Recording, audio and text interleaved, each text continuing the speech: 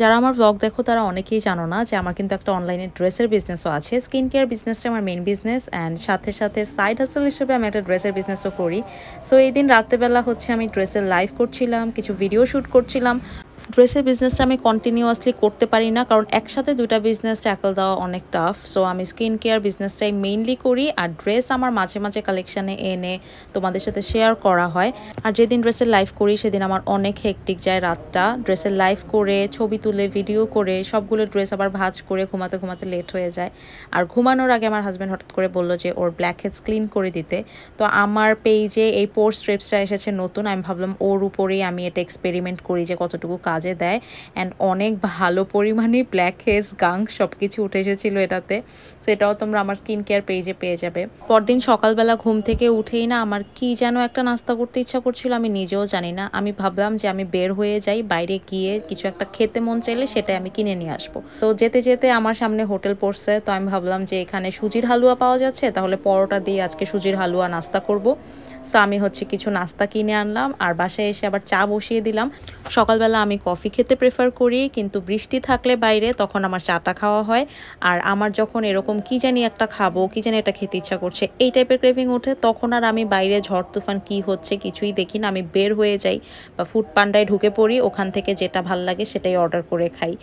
পরোটা দিয়ে সুজির হালুয়া এই জিনিসটা আমার বরাবরই অনেক পছন্দ, কিন্তু যেহেতু আমি এখন মিষ্টি খাবারটা অনেকটা অ্যাভয়েড করি, চায়েও আমি চিনি ছাড়া খাই, তো এই জন্যে না বাহির থেকে এখন মিষ্টি কিছু খেলে আমার অতিরিক্ত মিষ্টি লাগে।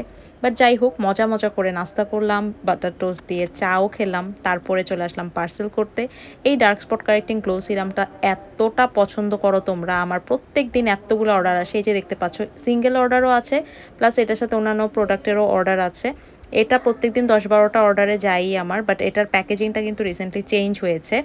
আর তোমরা অফকোর্স বারকোড চেক করে স্ক্যান করে দেখবে, তারপরে উপরে একটা হলোগ্রাম থাকে, এটা চেক করে নেবে। অ্যান্ড অ্যাবোভ অল সবসময় ট্রাস্টেড পেজ থেকে প্রোডাক্ট নেবে, কারণ প্রোডাক্টের প্যাকেজিং চেঞ্জ হতে থাকে, কোম্পানি থেকেই প্রোডাক্টের প্যাকেজিং চেঞ্জ হতে থাকে। যেমন এক্সিসওয়ের এই সিরামটার উপরের প্যাকেজিংটা হালকা চেঞ্জ হয়েছে, প্যাকেটের যে টেক্সচার আছে ওটা একটু ডিফারেন্ট এইবার এসেছে আমার কাছে, কিন্তু প্রোডাক্টের ভিতরটা একদমই সেম, টিউবটা একদমই সেম। তারপরে এই ডিওডোরেন্টগুলোও কিন্তু স্টকে এসেছে। এরপরে আমি বাইরে বের হয়ে গেলাম। আজকে হচ্ছে আমার স্যালারি ডে, এমপ্লয়ীদের স্যালারি ক্লিয়ার করতে হবে, আম্মুকে হচ্ছে মান্থলি খরচটা দিয়ে দিব। আগের দিন তোমরা দেখেছো যে আমি হিসাব করছিলাম সব কিছু। সো আজকে ফার্স্টেই এটিএম থেকে টাকা উঠিয়ে নিলাম, তারপরে চলে আসলাম একটা রেস্টুরেন্টে, এটা মিরপুর 12 এডিবল। এখানে আমি এসেছিলাম বেসিকলি এই আইটেমটা ট্রাই করতে। এটা হচ্ছে এবিমিত সাকে, এটা একটা সুশি।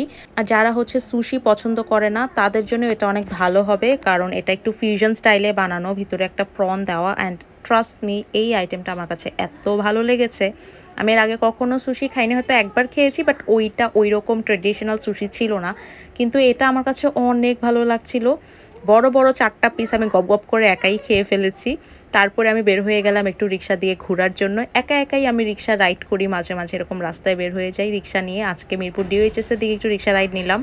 ওয়েদার অনেক সুন্দর ছিল, রাস্তাটা অনেক সুন্দর ছিল, আর এরকম বড় বড় বিল্ডিং দেখতে তো আমার সবসময় অনেক ভালো লাগে। তারপরে বাসায় আসার পরে আম্মু বলল যে আজকে রসমালাই বানাবো, কারণ পরের দিন হচ্ছে আম্মুর একজন গেস্ট আসবে বাসায়, আর আম্মু চাচ্ছিলেন ওনাদেরকে রসমালাই খাওয়াতে, আম্মুর হাতে বানানো স্পেশাল রসমালাই। সো আম্মুর রেসিপিতে আমি হচ্ছে আজকে রসমালাইটা বানাচ্ছি। একটা ডিমের মধ্যে এখানে আমি গুঁড়ো দুধ দিয়ে রসমালাইয়ের যে মিষ্টি আছে সেটা প্রিপেয়ার করব। কোনো রকম আটা ময়দা অন্য কোনো কিছু দিব না, তাহলে ভিতরটা শক্ত হয়ে যায়। পুরাটাই গুঁড়ো দুধ দিয়ে বেসটা ক্রিয়েট হবে। আর এখানে আমি একেবারে হাফ টিস্পুনের মতো বেকিং পাউডার দিয়েছি। বেকিং পাউডার বেশি দিলে কিন্তু মিষ্টিটা ফেটে যায়। আর দুধ একবারে মিক্স করব না, আমি অল্প অল্প করে মিক্স করে করে একটা ডোয়ের মতো রেডি করছিলাম। বাট ডোটা এখানে খুব বেশি থিক হবে না, খুব বেশি টাইট হবে না, একটুখানি আঠালো আঠালো টাইপের ডো হবে। আমি তোমাদেরকে দেখিয়ে দিব টেক্সচারটা কেমন হয়, ঠিক এরকম হবে। এখানে আমি 1 চামচের মতো ঘিও অ্যাড করেছিলাম, এতে করে মিষ্টিটা খুব সুন্দর হয়, স্মুথ হয়, আর খেতেও একটু ভাল লাগবে। তারপরে এই যে হাতে তেল মেখে আমি খুবই মসৃণ স্মুথভাবে হচ্ছে ছোট ছোট মিষ্টি তৈরি করে নিচ্ছি। এখানে আম্মু আমাকে হেল্প করছে, আমি আর আম্মু মিলে তাড়াতাড়ি করে মিষ্টিগুলো রেডি করে নিই। একা একা করতে গেলে এটা অনেক সময় লাগে, যেহেতু ছোট ছোট মিষ্টি হবে এখানে।